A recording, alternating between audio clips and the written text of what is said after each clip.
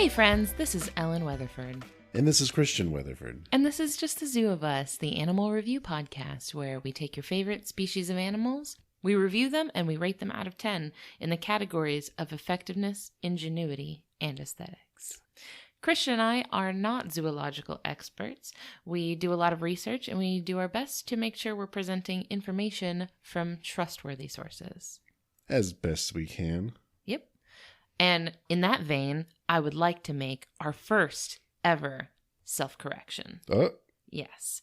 I was listening to something recently where I heard them talk about nudibranchs. Oh. In episode 5, we talked about the blue dragon sea slug, Glaucus atlanticus, and I repeatedly referred to them as nudibranches. Okay. So that's how I would have pronounced it too. This is a pronunciation issue. Apparently a lot of people do pronounce it that way, but the most commonly accepted way of pronouncing it is nudibranch. Kind of in that same etymology as the bronchial parts of the breathing system, maybe? Sure, or like chiropractic things. Chiropractic. So anyway, I heard someone refer to them as nudibranchs, and I remembered that we had called them nudibranches, and I felt really self-conscious about it. So just to double check myself, I messaged the Monterey Bay Aquarium and asked them how they pronounce it, and they said nudibranchs. So I'm going to take their word for it and apologize for mispronouncing nudibranch over and over again. All good. Yep. That's cool that the Monterey Bay Aquarium replied back to you. They did, and they were very friendly about it. It was a DM exchange on Twitter that was maybe like 3 or 4 messages long, and they somehow managed to cram like 8 puns into those. I was about to say, did they answer in the form of a meme? Well, not a meme, no, but there were some emojis in there. Excellent. Yeah, but they were very responsive to my question and helped out a lot. So fantastic. That's my little self-correction. It's nudibranch, not nudibranch. Learn something new every day. Yep. So that's just part of our journey for self-improvement. Yay. All right. So last week I went first with a Malayan flying fox. So Christian, it is your turn to go first this week. Yes. So speaking of learning something new, my animal for this week is the infamous blobfish. Fantastic. The blobfish was recommended to us by Matthew St. Jean and Dalton Weeks. Incessantly, I might add. Yes. So you can finally get off our backs. Persistence pays off, folks. So the blobfish, that term actually refers to a couple different species, or it could, I should say. But the one specifically I'm going to be doing is the Cycrolutus microporus. This is the species thought to be of the infamous picture of the blobfish on the internet. Yep, I've got it in my head. Yep, giant booger, right? Yeah, basically, yeah. I'm getting my information from the australianmuseum.net.au website. This is for the Australian Museum website. And speaking of which, that blobfish picture that so many know about, that little blobfish was known as Mr. Blobby by the ship crew that pulled it up while trawling. Boy, a lot of creative minds on that trolley, huh? Now let's do the next thing. It's kind of blob shaped. All right, Mr. Blobby. We'll go with that. I wonder if they even got the gender right.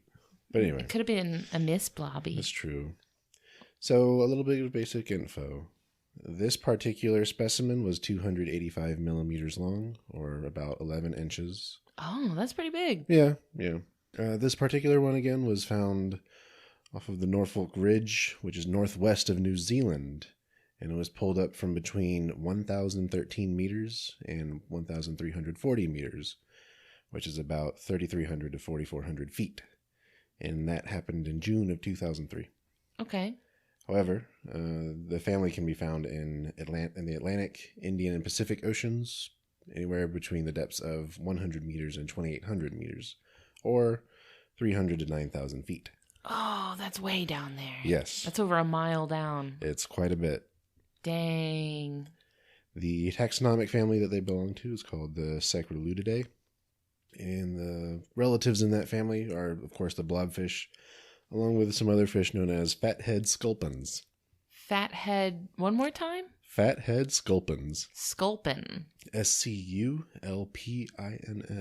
Okay. Yeah. They were not kind with the naming convention of this fish. So They're looking at him like he's got a fat head. Call him Fathead. So I think, as many of our listeners can probably guess, a lot of what I have to say is going to fall under the aesthetic section. But luckily, that's the last one. So first up, let's really build up to it. This is the drum roll leading up to. So first up is effectiveness. This is how well do they do the things that they are meant to do. So these are kind of natural abilities, things that are built into themselves to do this. How good their body do. Right. So for the blobfish, I'm giving it a 7 out of 10. That's okay. For effectiveness. That's pretty good. And that is because it is found in very, very deep water, and it is built for very, very deep water. Sure. So one, its bones are very soft to avoid cracking under extreme pressures. Is it bone or is it cartilage? They refer to it as bone. Okay. Yeah. Cool.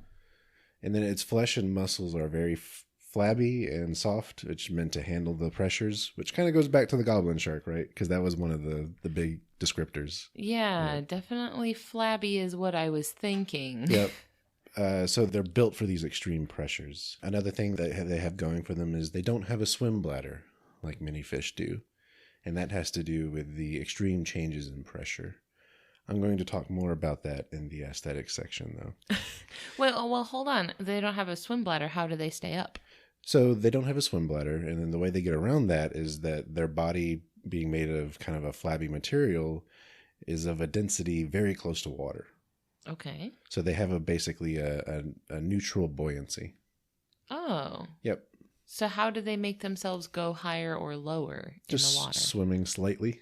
Oh, okay. So when you have a net buoyancy or a net neutral buoyancy, you'll just stay wherever you're at, and then you can just kind of guide yourself with momentum up or down. Oh, you're just aiming. Basically. Really? Okay.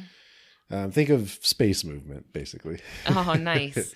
Whereas other kinds of fish, they are not of the same density as water. So yeah, so there are fish that require air bladders to control where they are in the water column. And then that air bladder has to react to them being in different parts of the water column, because then the deeper you go, the more pressure is exerted on you. Again, I'm going to go more into how this affects the blobfish, particularly a little further down. Okay, we'll get there. So next up is ingenuity. This is the category that describes how good they are at doing things like tool use or making plans, things that are intelligent. I'm giving the blobfish just a 4 out of 10 on this one. And I should also mention there is not a whole lot of data out there about the blobfish. Oh, yeah? Yeah. So these little guys are found very deep in the water, and it is pretty rare to find them in their natural habitat and living. Huh. They are found many times being pulled up by deep trawlers, but otherwise, not a whole lot of information there. I think that's common for deep sea creatures. Very. Because there's just so much space to cover. You can't possibly have eyes on them at all times, right? Yep. Like, it's just so vast. That's like most of the Earth, most of our planet is wide open ocean areas. Yep. So it's just impossible to keep tabs on what they're up to. Yeah. I think it's said that we know more about the surface of the moon than we do the bottom of our own ocean. Yeah. And like once you get down there, oh boy, it's popping off down there deep in the ocean. Yeah. That's where you start to get into the really just completely wild evolutionary, like evolution just went insane down there. Because it has to depend on all sorts of different things. Mm-hmm. So yeah, I'm giving the blobfish a 4 out of 10 for ingenuity. I'm mostly giving it that score for its ability as an ambush predator. Really? So they're not very fast, of course. They don't look fast. So they do a sit and wait type method where they just wait for other things to get close to it. Are they on the bottom of the ocean, or are they swimming around just kind of like in the like open water? It seemed most of the pictures I've seen of them in their natural habitat have been at the bottom. Okay. So I think that range in depth it primarily depends on where does the bottom sit in their particular environment. Oh, that makes more sense. Right. Okay. Because cool. they're not. I don't think they're swimming up and down a huge range of depth. It just happens just wherever the bottom happens to be. Okay. Right. That makes sense. Okay, so they're chilling out at the bottom. Maybe they're like hiding in rocks or like maybe they're hiding and waiting for their prey to get close by. What's weird is the videos I've seen of them, like open sandy areas, and then they're just kind of hugging like the sparse rock or piece of coral here and there, just kind of sitting. Sure. It's kind of bizarre. It might make more sense when there's just no light. But yeah, so that's something you have to think about when you're down at the bottom of the ocean. Vision doesn't work like it does up here on the surface, right? Just being able to look around and see things isn't necessarily going to help you. So they have to be a little bit more creative with their camouflage tactics. Exactly. So that's pretty interesting. Yeah. And the final category, aesthetics. Oh, boy. So this is kind of self-explanatory, but this is where we talk about what they look like. I'm giving what I consider to be a very generous score of 4 out of 10 for aesthetics. Some wiggle room there. And here's why. So the infamous picture of the blobfish of Mr. Blobby, it's not good, right? Mm-mm. Just a pile of goo. He's struggling. And then he has a weird nose type structure, which is odd in fish. The nose like flops over his nose. It looks like very Squidward-esque. I was about to say Squidward. Or the cartoons that Jukebox the Ghost like to draw. Tommy Siegel's cartoon style where the nose flops over the mouth. Yes, I wonder if it was inspired by the blobfish. I don't know. And then it has a weird yellow mucusy bit in the corner of its mouth also. The boogers. That's what it looks like. Yeah. That's what it looks like. But it's not great. Here's what's actually going on in that picture. The blobfish in that picture looks the way it does because of damage it took from the rapid change in pressure. Oh, it got hurt. Yeah. Okay. So that is not what they look like in their natural habitat. I would hope not. So lots of fish have this problem where if they are pulled out of the water quickly from a deep depth, they don't have time to react to the change in pressure biologically. So it causes damage to their bodies. This happens with humans too. Humans can take a lot of damage from a change in pressure that happens too quickly. You can get the bends from it. Yes, and I actually am going to talk about what's going on there. Oh, okay. So first of all, the blobfish is meant for a huge amount of pressure. So just being at the sea level pressure by itself, it causes, its body to kind of swell and droop. Because if you've ever seen a balloon, for example, go higher, higher, higher, and higher until it's like in the very thin atmosphere, it starts to get bigger. Right? Sure. So that's from equalization of pressure. So when you have a pressure differential there, the natural thing to happen is trying to equalize itself. So when you have a balloon with a certain volume of, we'll say, air inside of it, the pressure is equalized on the inside and the outside. So as that balloon moves into an area of less pressure, the amount of air that's inside the balloon doesn't change, but it wants to equalize. So the air pressure from the inside going out is now more than the pressure from the outside going in. Right. So it's starting to... It gets bigger. Expand, right? Yeah. So that's the only option in that setting. Another would be to let gas out. But with a balloon example, it doesn't have that opportunity, so it just gets bigger. So eventually what will happen is the balloon just gets bigger and bigger until it pops. So that's usually what happens with weather balloons. Mm-hmm. Along that vein, that's what happens biologically with creatures that go from one pressure to the next. Not so violent as a explosion. I would hope not. God, I would hope not. I just thought of that little Mr. Blobby just like popping like a balloon and getting that fish snot everywhere. So that is known as barotrauma. Barotrauma. Yes. Oh, like a barometer. Yes. So that means pressure then. Yep. And then there's all sorts of different things that can fall under that. And also you reminded me, the booger per se is not actually that. It is actually a parasitic copepod.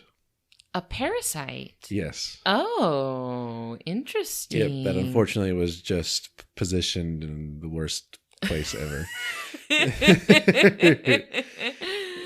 Oh man. Yep. That poor little guy. Yeah. Man, he had a parasite. He got taken up to the surface where he's not supposed to be, and he got deflated like a balloon. Well, not deflated, but more overinflated. Oh man, that blobfish was having the worst day. Yeah. So let's talk about some other things with barotrauma that fish have to deal with. So even fish that are fished out of waters of 30 feet deep and are pulled up too quickly. So these kind of fish usually have air bladders or swim bladders. So a problem that can happen there is when they're pulled up from that depth too quickly, their swim bladder cannot compensate quick enough. Oh. So what it would normally do is it would release gas out of the swim bladder to compensate for that. But it can only do that so quickly. So if it's pulled out of the water very, very quickly, what will happen is the air bladder will expand. Just like the balloon in our example, where it's trying to equalize the pressure. Oh, no. So here's the problem with that. I can think of some. It displaces its organs when this happens. Oh, that's bad. So a fish that is suffering from this kind of barotrauma, you will see its eyes starting to bulge out. Ew. Its stomach will come out of its mouth. And then the last thing that could happen is its intestines come out, well, the other end. Okay, great. Yes. So a lot of states actually have rules that, if you're out on a boat and fishing, you have to have a device of some sort to relieve pressure in the fish for this scenario if you plan on throwing it back. Really? Yes. All it basically is a syringe. So you just pierce the fish into its swim bladder, releasing gases, and then hopefully it should all return to normal. How do you know where the swim bladder is and get the syringe into the... You know what? Now that I think of it, I'm assuming this applies to people that are like professionals. Yeah, these are usually people very used to fishing, and the specifics is kind of based on the species of fish, but I think in general it's all in the same general area. Of course, I'm sure it takes practice to not go too deep or hit the wrong areas because you could cause more damage to the fish that way. And again, that only applies if you're trying to throw the fish back. Because if you don't do that, what will happen is that they will stay at the top of the water. Oh, no. They won't be able to descend. Well, they don't belong there. Yeah. Eventually, their swim bladder might compensate, but what will more likely happen is something will eat it before it's able to do that. Yeah, probably.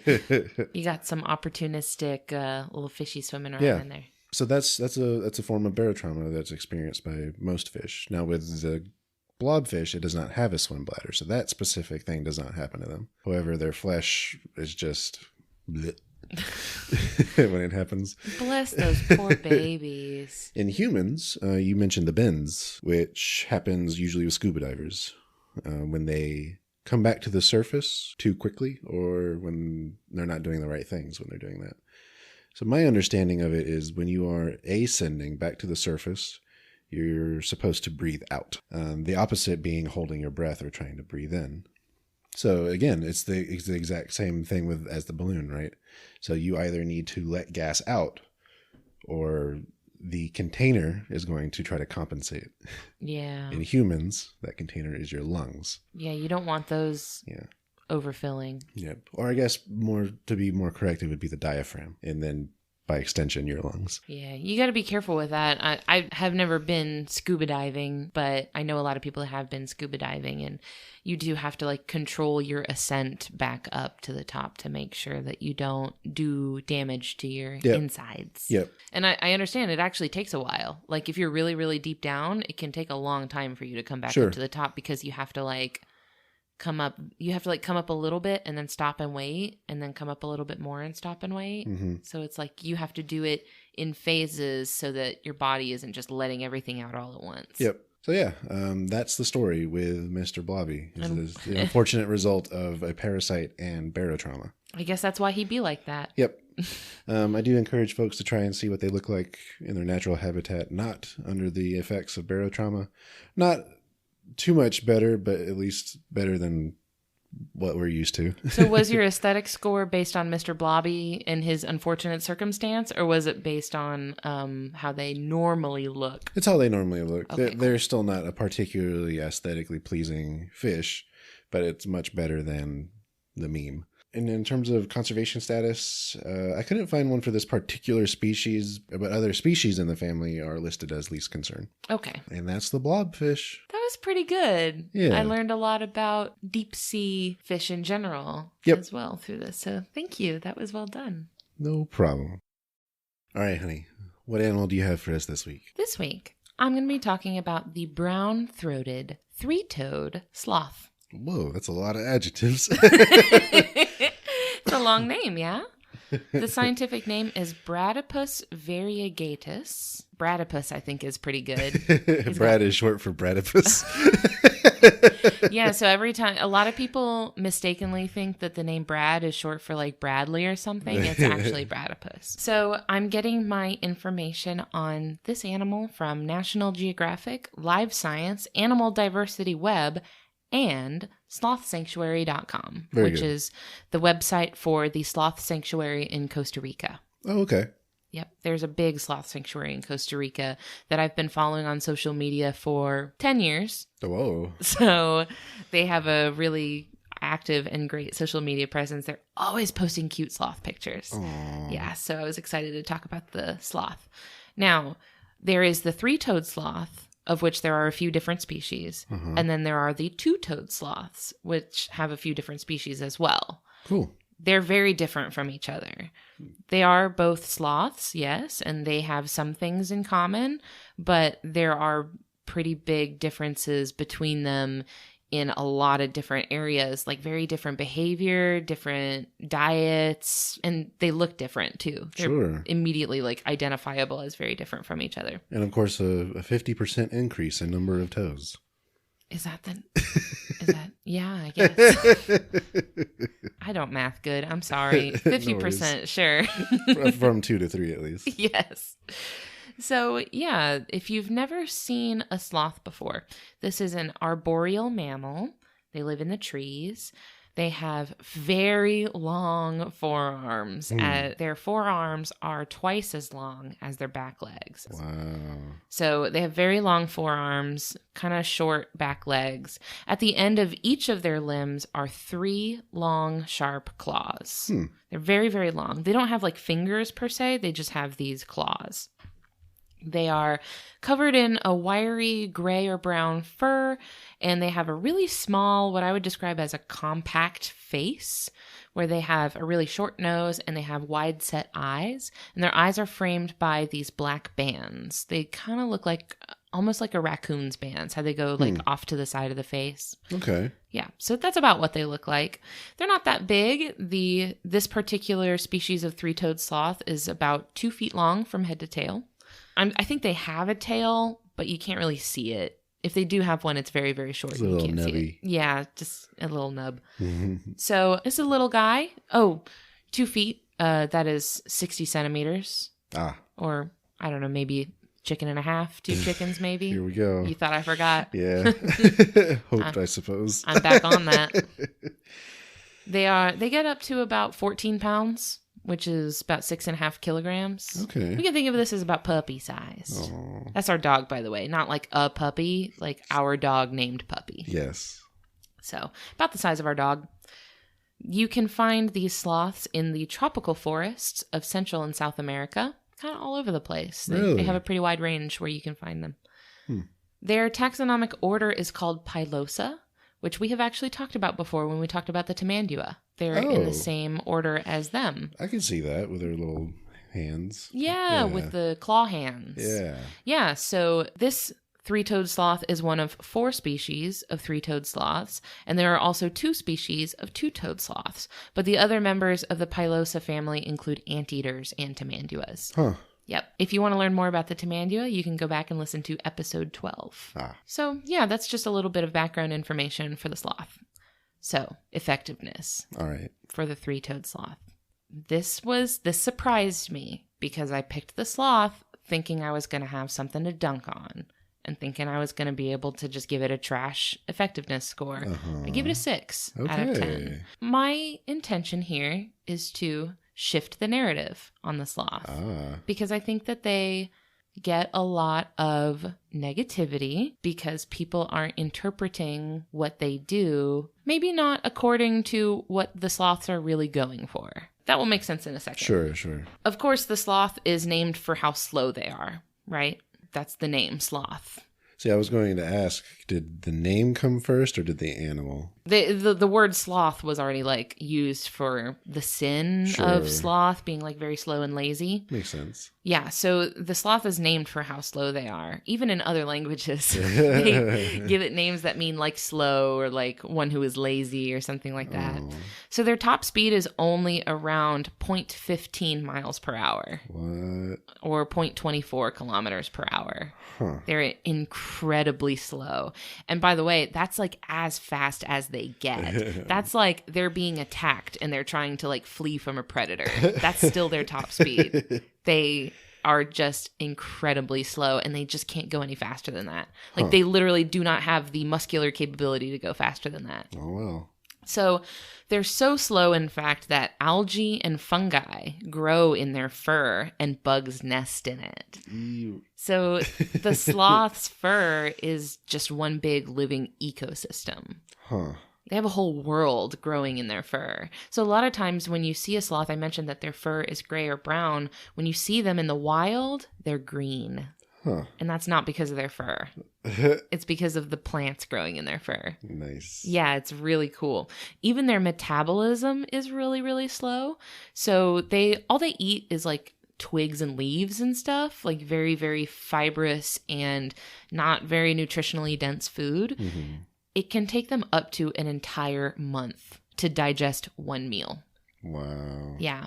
It takes them so incredibly long to digest their food. Their metabolism is just painfully slow. And it's kind of thought that their lifestyle has become so slow-paced in response to how low calorie and low nutrition their diet is. Because they're not getting a lot of energy input from their food. So they have a very slow metabolism and just kind of like slow everything because of that. Huh. We talked about this a little bit with a panda, right? Yes. Yep. Yes. So their body has kind of adjusted to adapt to their terrible diet. So much so they were like, I'm not going to go up this hill. I guess I live somewhere else now. Bye-bye. So in the same vein. So what's actually kind of interesting about their metabolism is that they can slow their metabolism all the way to a complete halt when the temperature around them increases. So if it gets too hot around them, they can completely shut their metabolism down and go into like something similar to a state of torpor because it prevents them from wasting energy and overheating when it gets too hot. As a Floridian, I can relate to this. Yes, we also nap when it's too hot. I'm just going to outsleep the weather. Maybe when I wake up, the air won't be on fire. We could try that. Yeah. They're just painful slowness makes people often question, why are they not extinct? How have they not been completely hunted into eradication? What's the deal? They cannot do anything. So it's true that they're pretty defenseless. When they're being hunted by a predator, they cannot fight back because of how slow they are. They can fight back if it's like something small. There's a video of a very, very young harpy eagle trying to take a sloth, and it actually like takes a couple swings with its claws, and the eagle leaves it alone. Now, that being said, this is a baby harpy eagle, right? If it had been an adult, it probably wouldn't have been any contest. Sure. But so here's the thing. They're up against jungle predators like the harpy eagle and like the jaguar and the puma and things like that definitely have the agility game completely cornered. Yeah. They are not going to outrun that. Sure. Like I feel like they've kind of, evolutionarily speaking, they've like realized that they're not going to outrun those predators. Right. So they've taken a different approach. So rather than thinking of their slow speed and their just super slowed down lifestyle as something like laziness or ineffectiveness, I want to think of that as stealth. It's a stealth mechanism. So they're so incredibly slow that it's a form of camouflage. They blend in with the tree branches around them just by being so incredibly slow that you can't see them move. Because a lot of their predators have very good vision and are looking for things moving around in the trees. That's true. So they move around very slowly so the predators don't even see them in the first place. So they don't have to run from the predator because the predator doesn't see them. Yeah. So it's just a different tactic. Rather than evasion, they're evading by stealth, by not being detected. So actually, that what I mentioned earlier about algae growing in their fur, that's actually a symbiotic relationship between them and the algae. So that flora growing in their fur makes them green, that improves their camouflage against canopy foliage. Got like a built-in ghillie suit. What's a ghillie suit? Oh, it's a military thing. You probably see it on movies and stuff. Like a sniper has like this suit on that has a bunch of rags and leaves and stuff. Oh, sure. That's a ghillie suit. Okay. All right. Yes, it's that. Yeah. They have just plants growing in their fur, so it makes them blend in a lot better with the trees. It's probably the same plants that are growing on the trees. So. It's mostly like algae and, little bits of fungus and stuff. So, yeah, it just makes them look like the surrounding foliage. Yeah.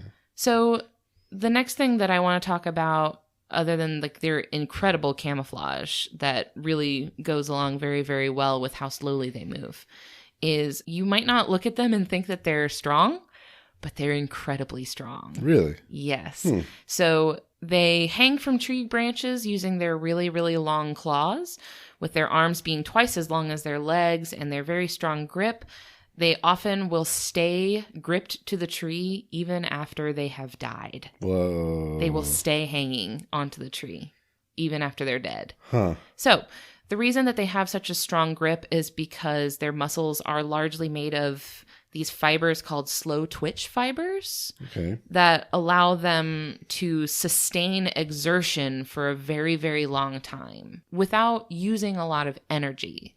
So in order to think about how strong they have to be, think if you have, for example, a gymnast who is trying to move from maybe one bar to another bar nearby, but having to do that over like 30 minutes. Yeah. And having to hang from one arm from, holding up their entire body weight with one arm for like 30 minutes, right?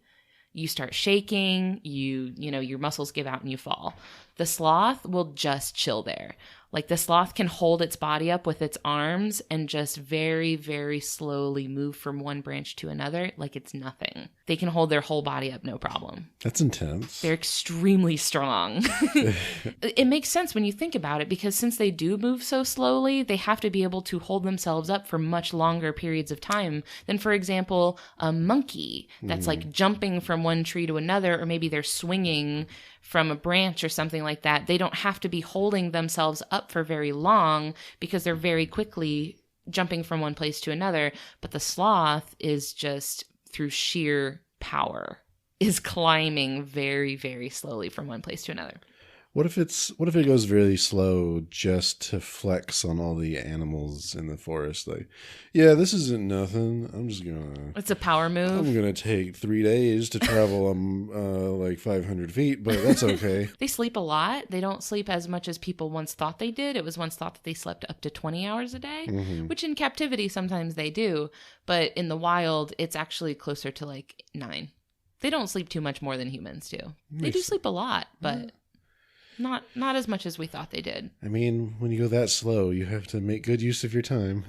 That's literally what they're all about. Like, their entire physical build is meant to completely optimize their energy conservation. Yeah. Like, their entire goal with existing is to be as thrifty as they possibly can with the very little energy that they have.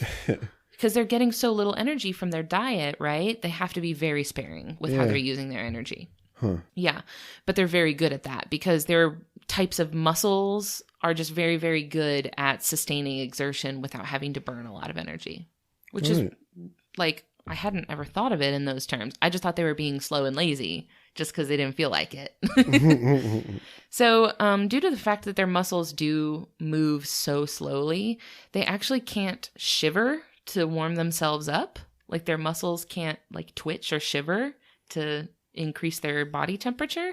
So they actually can't thermoregulate like other mammals can. They have to sunbathe to maintain their body temperature. So they have to like go up to the top of the tree and find a good spot to bask in the sun to keep their temperature up. So unfortunately, that puts them directly in the line of sight for harpy eagles, who have very, very keen eyesight, and they are very, very fast and very big and strong. So kind of the hardest possible counter to the sloth. Like, you can look it up on YouTube. I spent like all day yesterday watching videos of harpy eagles just plucking these sloths right out of the tree. Like, it is nothing. Like, they swoop in and, like, without even stopping, they just swoop in, grab the sloth, and then fly right off with it. Yeah. So unfortunately, they put themselves in a position where they're very vulnerable to that when they have to sunbathe. So that was one of my deductions for their effectiveness. Yeah. They are surprisingly very good swimmers. They're good at swimming, which is weird. They actually travel much more quickly in the water than they do on land. And sometimes, since they are faster in the water, sometimes they'll drop down directly into the water from the tree because it's faster for them to swim. They are naturally buoyant. They float just naturally. The fur probably helps, I imagine. They have like a downy undercoat that probably traps a lot of air, but actually the biggest factor to their buoyancy is the fact that since they do eat mostly just leaves and twigs, their body produces a lot of gas. So they're full of gas that keeps them afloat. That's not a joke. I'm not kidding. So what you're telling me? Yes. They're fart boats.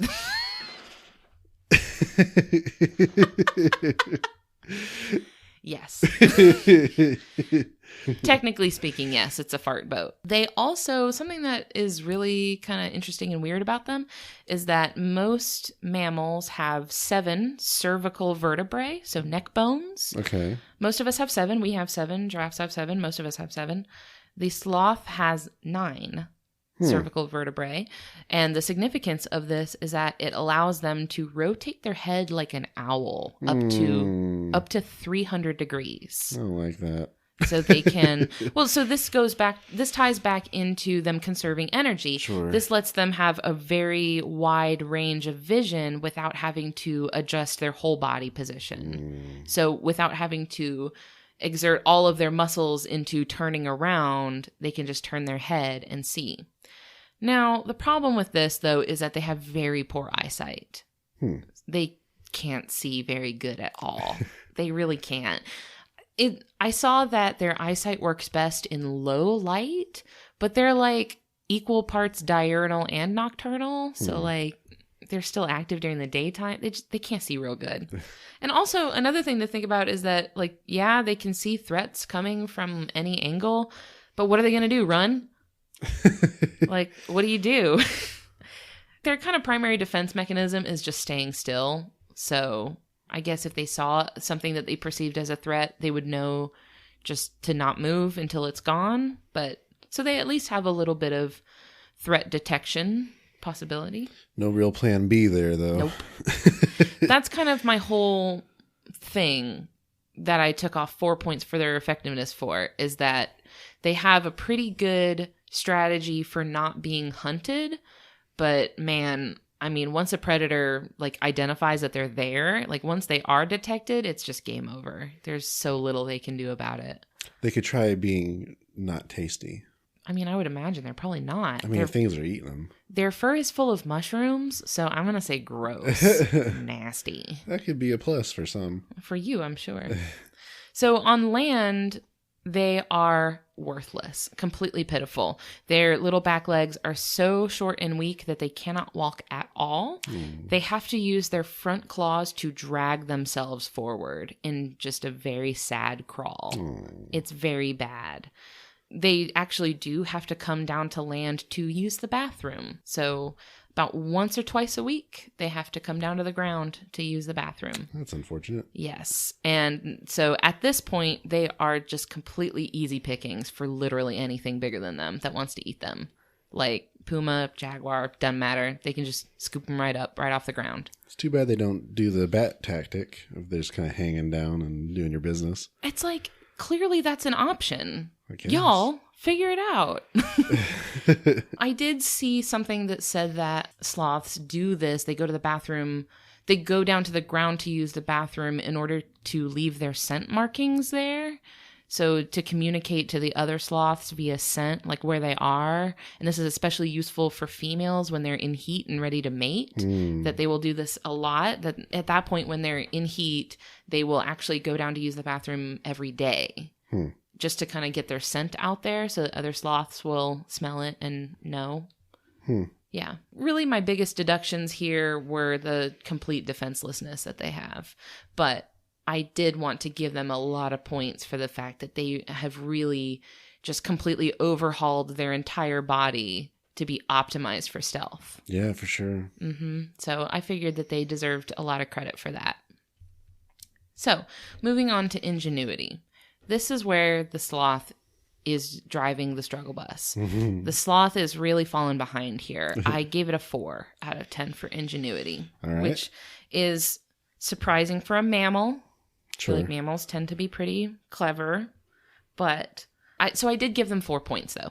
So I'm going to start with the positives because that's how I am. Something that's interesting is that even though their habitat has so much biological diversity, like just think of how many types of plants and trees that there are in the rainforest. There's just so many. Sure. Even though there's so much biological diversity, individual sloths have different preferences for different types of trees. Even different sloths of the same species will only have maybe like 8 or 9 different types of trees that they like.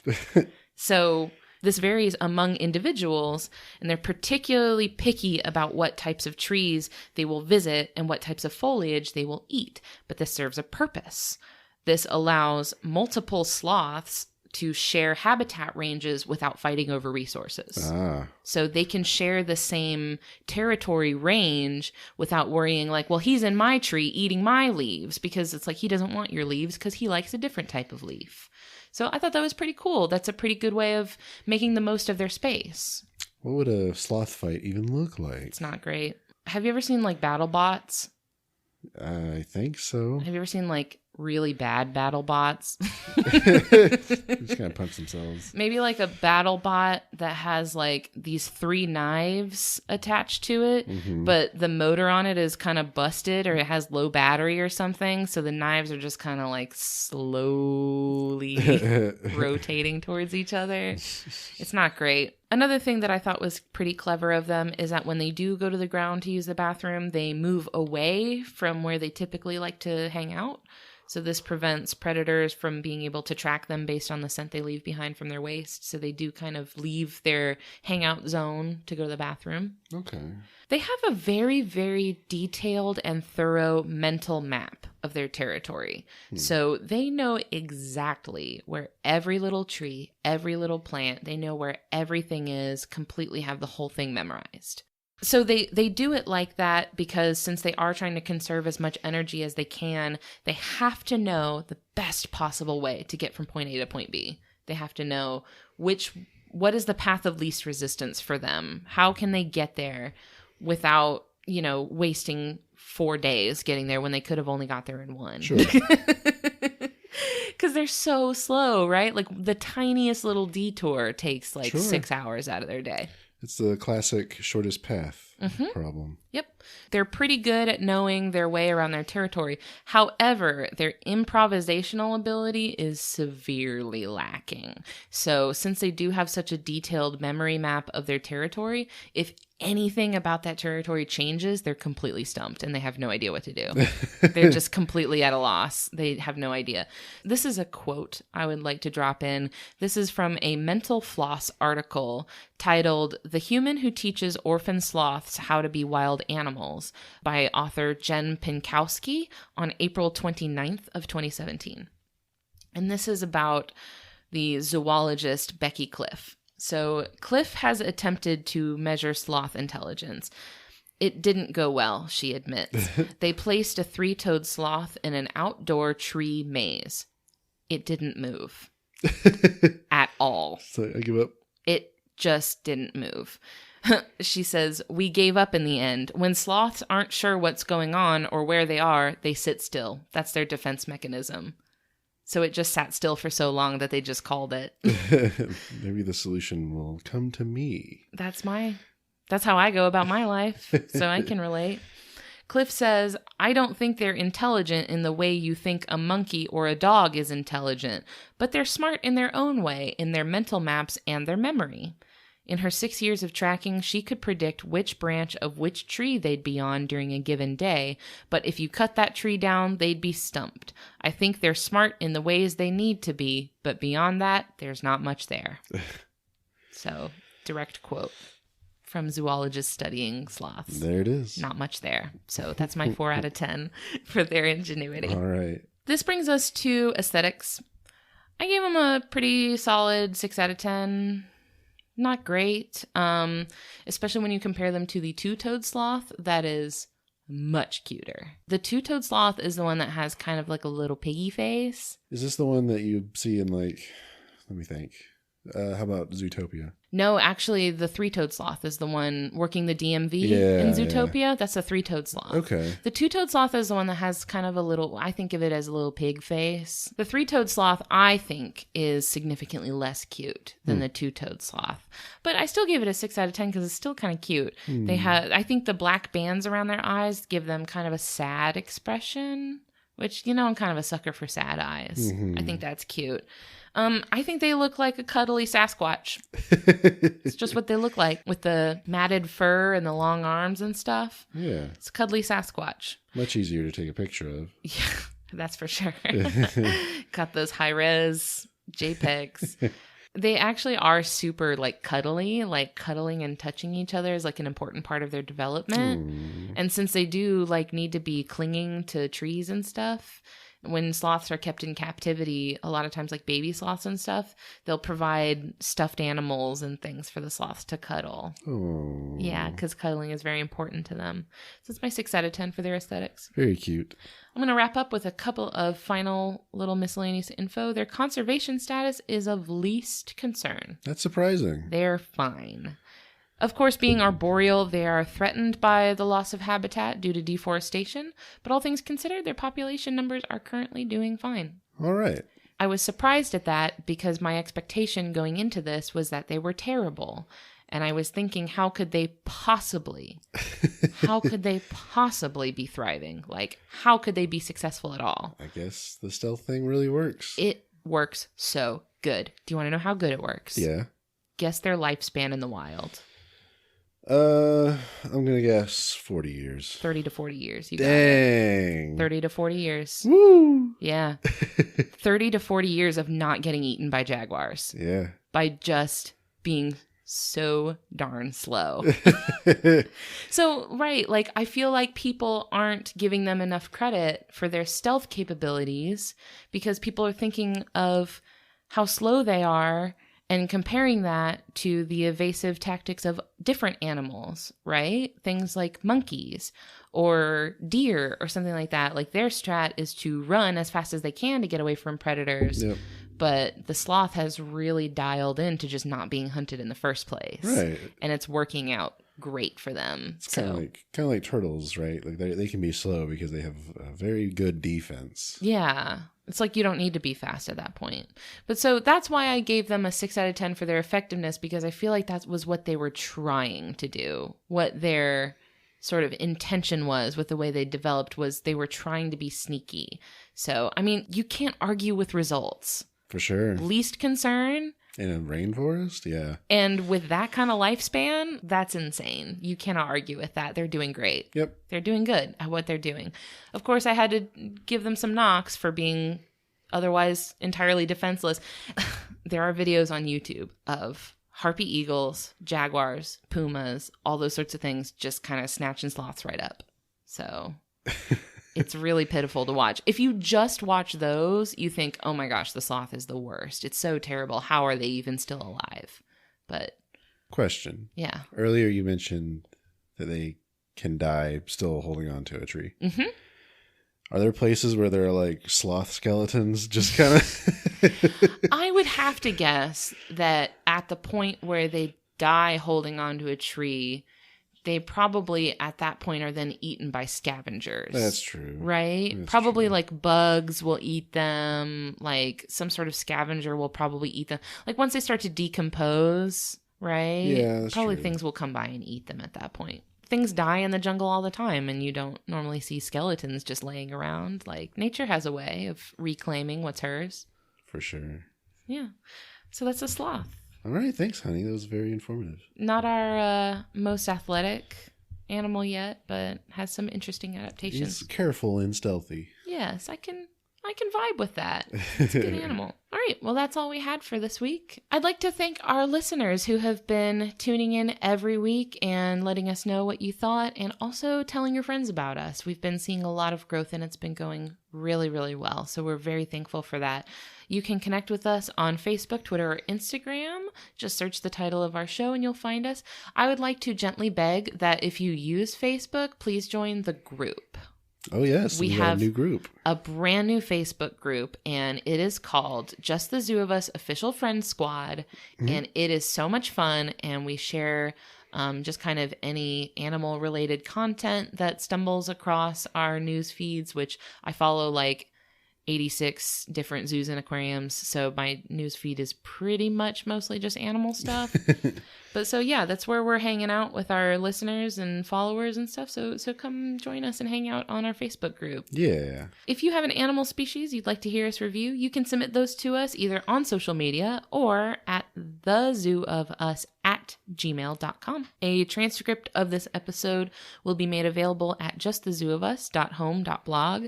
I've been slacking a little bit on the transcripts because they are very difficult to make and they take a lot of time, but I'm still working on it, but we're getting all those up.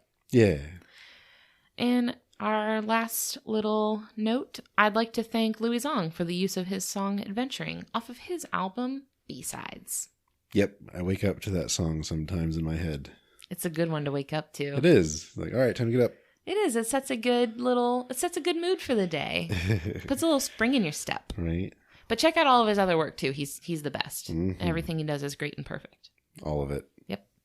All right. Well, that's all I had for this week. Good stuff, honey. Thanks. You too. I love you. I love you. Bye. Bye, everyone.